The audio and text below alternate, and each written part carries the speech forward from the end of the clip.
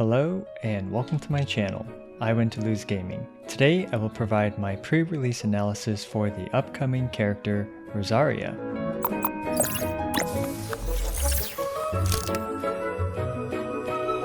Do keep in mind that everything in this video, especially the numbers, are completely speculative and based on estimations of what we think her skill kit can do. Nonetheless, I will provide weapon recommendations, artifact recommendations for 3 different builds for Rosaria.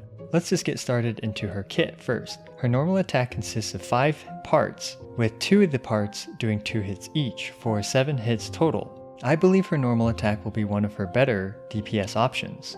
Her charge attack has her doing this long plunge forward similar to Xiangling's. Her elemental skill hits twice, and it also will teleport her behind smaller to mid-sized enemies. And after she teleports, she should gain some bonus crit rate. Her elemental burst, upon casting, deals 2 hits, and then it seems to hit the enemy every couple of seconds or so, with a large area of effect for some cryo damage. Starting off, I believe Rosaria will be a great candidate as a physical damage dealer, mostly using her normal attacks. As always, my numbers are with DPS maximized numbers. I wrote an algorithm that basically shuffles around artifact substats and main stats to find the ideal allocation of stats for a specific character and weapon combination. With this in mind, generally speaking, with a lot of artifact farming, you can reach between 70 to 90% of these numbers displayed on the sheet. Let's take a quick look at some artifact choices for this. Starting off, the Bloodstained 2-piece plus Gladiator's 2-piece should be a very good, well-rounded choice for physical DPS. The Gladiator's 4-piece will do more damage with her normal attack, but for weapons that have physical damage procs, like the Dragon Spine Spear and the Crescent Pike, the Gladiator will do a bit less damage. And the Blizzard Strayer is also a decent choice, especially if the enemy is frozen. But for this calculation right here, the enemy only has Cryo applied to them. Next, let's take a look at her weapon choices.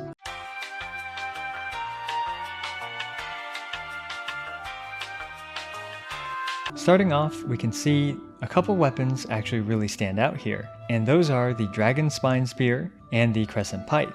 So let's start off with the Crescent Pike. I believe the Crescent Pike will be an incredible weapon on Rosaria. Crescent Pike adds physical damage as its substat, and also, because Rosaria is Cryo, she can quickly and practically apply Cryo to the enemy for Superconduct. Also, when she applies Superconduct herself, then those particles will fly in, and then her Crescent Pike's passive will be up. Due to the fly time of the particles, I believe there will be a small downtime, and also the Crescent Pike's passive lasts for 5 seconds after picking up an energy particle. So with these 2 factors in mind, there will be a few hits in between her normal attack string that don't proc the Crescent Pike's passive. But overall, I think most of your hits will proc the Crescent Pike's passive, and let's say with some energy regeneration supports, whether it's Albedo, Zhongli, Fischl, for example, then this passive should be up all the time.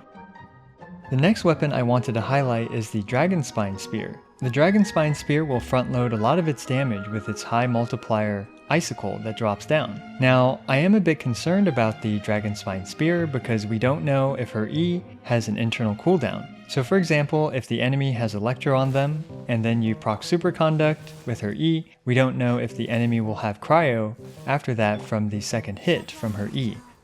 So that means that the icicle may not get its bonus damage against cryoed enemies if her E does not apply Cryo after proccing Superconduct. So if that's the case, then you would actually have to use her E and then her burst to have both Superconduct as well as Cryo on the enemy. But we just don't know how that's going to work right now, so it's too early to say whether or not this is a problem for Rosaria yet. Either way though, I think the Dragon Spine Spear will be a great weapon, and it'll be a lot of fun to drop really highly damaging icicles onto the enemy. But it's also worth noting that it has a 10-second cooldown, and that's going to be important as well. And here we're talking about these weapons doing better than even the Staff of Homa at Refinement 5 with less than 50% HP, at least overall in my opinion. And that's a pretty tall tale, which really means that Rosaria's best weapons for her physical DPS carry build are actually going to be the free-to-play options. And that's why I think Rosaria is going to be a great character for free-to-play players. As for some other weapons that are worth mentioning, the Primordial Jade Spear should be good, and that's the thing about a lot of these other weapons without their white damage procs is that they will also boost the damage of her E as well as her Q. But honestly, if you're running a physical DPS build with a physical damage goblet, those damage numbers will be quite lackluster compared to her physical damage output. So really, the only two weapons that I would strongly recommend for her physical damage build are the Crescent Pike as well as the Dragon Spine Spear. For artifact substats and stats for the physical damage build is just the usual, with an attack percent timepiece, physical damage goblet, and crit rate or crit damage circlet, the one that best reaches you to that golden ratio for crit rate to crit damage, which is 1 to 2. For substats, of course, focus on crit rate, crit damage, as well as attack percent.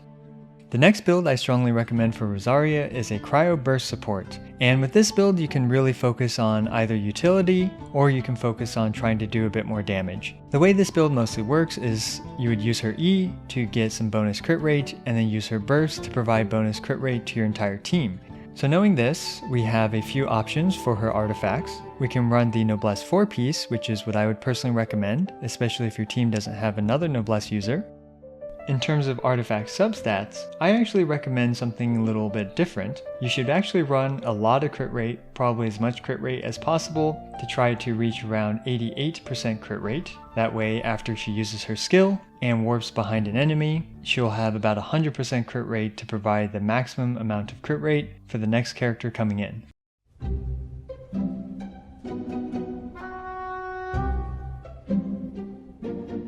So for me personally, when I plan to use Rosaria as a support, I actually plan to run her with the Favonius Lance. And the reason for this is because of your high crit rate, you will also pretty much guaranteed generate the white energy particles as well. And this way, the next character that comes in will get a ton of energy, they will also get upwards of 15% crit rate, and finally, they will get the Cryo application as well. So Rosaria can also apply Cryo for superconduct and then have a persistent Cryo application through her burst to continuously apply superconduct. Now on the other hand, if you want to focus on damage, then the best weapons for that will be the whale weapons like the Staff of Homa, Vortex Vanquisher, Primordial Jade Spear, both with many stacks on them. The next interesting build that I want to talk about is the Cryo Carry build. And I want to be completely honest with this build. I did the number crunching for it, but personally I can't say I strongly recommend it, but it will be a fun kind of hipster build, and it should still be pretty decent too. It just might not be as good as the other two builds. Looking at this build, it's clear in my opinion which set you would run. You would run the Blizzard Strayer 4-piece to boost all of her damage as much as possible, and you would also run her with Chongyun. You would have to run her with Chongyun in order to infuse her spear attacks with Cryo. And on top of this, you would run her with Xingqiu to constantly apply freeze. With all this in mind, then you would have about 67% bonus crit rate from her skill, from Cryo Resonance, and from the Blizzard Strayer. So next I kind of wanted to do a very preliminary DPS analysis. I know a lot of people have been upset at me over this type of stuff in the past, but I just kind of wanted to give you guys an idea of where I think her power scaling will be as a main DPS character. And looking at this, we can start off with the Crescent Pike at Refinement 1 versus Refinement 5, as well as the anticipated DPS based on my initial number crunching, as well as my initial frame analysis of her trailer. And I believe we are looking at around 37,700 damage if you can manage all 7 procs for her basic attack. And this goes up substantially by about 20% with the Crescent Pike at Refinement 5. But to put this into perspective, I want to compare her to Ganyu with her free-to-play option of the Prototype Crescent at Refinement 1. So Ganyu with her Frostflake Arrow with a weak point buff up does about 57.5% more DPS. But do keep in mind that because Rosaria's ceiling happens to be the Crescent Pike, Ganyu's ceiling is not the Crescent Pike, in fact it's the Amos Bow. And with the Amos Bow, Ganyu's DPS with just her charge attacks at Constellation 0 is nearly double of Rosaria's DPS options with the Crescent Pike. And let's say you apply Superconduct with Rosaria, so let's give her one teammate and the other 2 slots happen to be open. Well, Rosaria gets a nice boost to 127% DPS with Superconduct with a Refinement 1 Crescent Pike, and a 54% DPS boost with a Refinement 5 Superconducted Crescent Pike. But if we use that logic, we can apply that to Ganyu, give her Xiangling for Melt, and you can see here that Ganyu pulls ahead by a ton, doing about 360% of the DPS of just the regular Rosaria with Refinement 1 Crescent Pike. So, the difference is big, but we are talking about one of the best characters in the game and one of her best DPS options in the game. And honestly, an R1 Crescent Pike Rosaria doing about half of the anticipated DPS of a Ganyu with Amos Bow, that's frankly not that bad in my opinion, and I think it puts her in the realm of a very usable main DPS character.